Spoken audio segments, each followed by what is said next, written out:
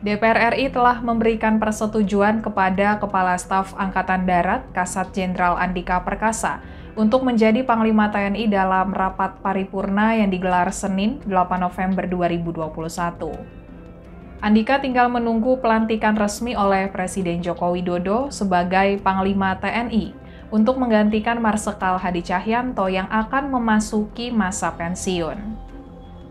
Kepala Sekretariat Presiden Heru Budi Hartono mengatakan pihaknya belum menjadwalkan kapan pelantikan Jenderal Andika Perkasa sebagai Panglima TNI.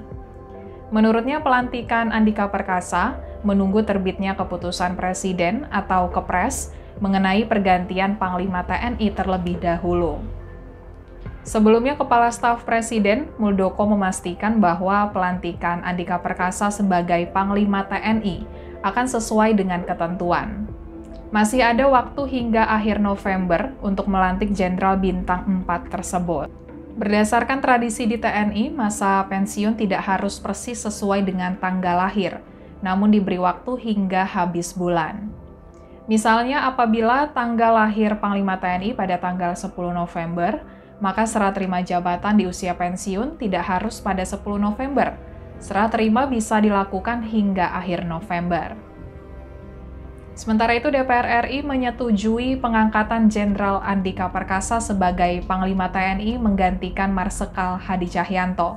Persetujuan dilakukan dalam rapat paripurna DPR yang digelar Senin 8 November 2021. Awalnya Ketua Komisi DPR RI Mutia Hafid menyampaikan laporan dari hasil uji kelayakan dan kepatutan atau Fit and Proper Test yang digelar Komisi 1 DPR pada Sabtu 6 November 2021 lalu.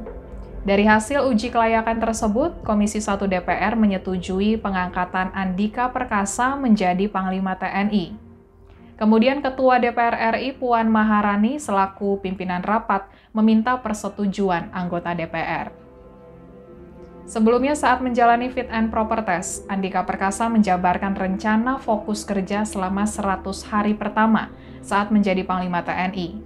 Prioritas utamanya adalah membuat TNI semakin kuat memegang perundang-undangan sebagai dasar.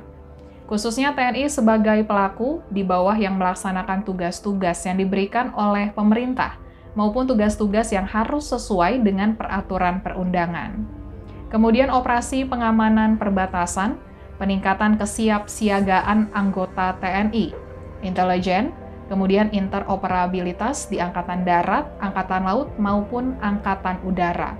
Kemudian penguatan integrasi hingga penataan organisasi serta diplomasi militer.